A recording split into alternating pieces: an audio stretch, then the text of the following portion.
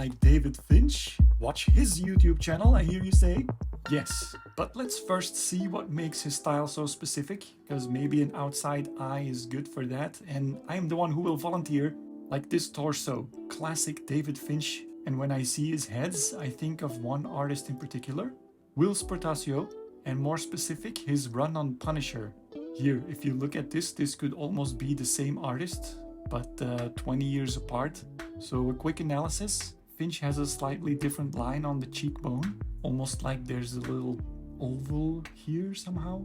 And Portacio has more of a classic triangle with some hatching. And another big influence for Finch must have been Jim Lee, especially for the torsos. But what makes Finch's unique is that the rib sticks out further than the pecs.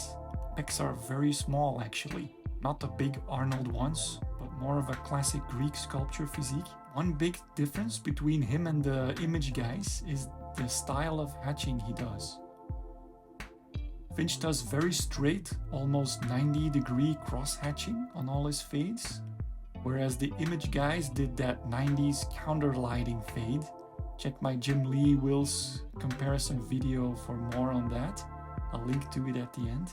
Okay, so let's make a Finch style drawing, starting from that torso. Like Dundee! Spawn!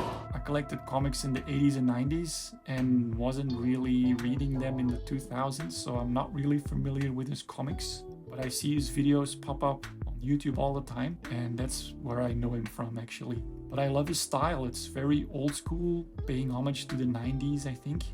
Alright, the blue part is not that difficult, but the inking and the spotting of the blacks is gonna be the tricky part.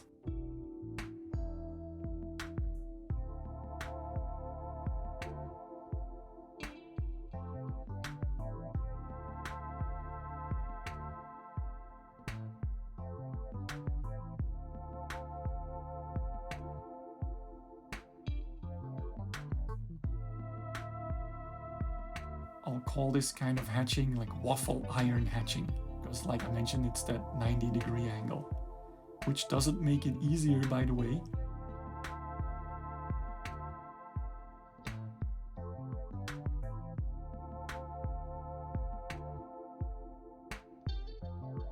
Pop a biceps vein. Okay, just about done.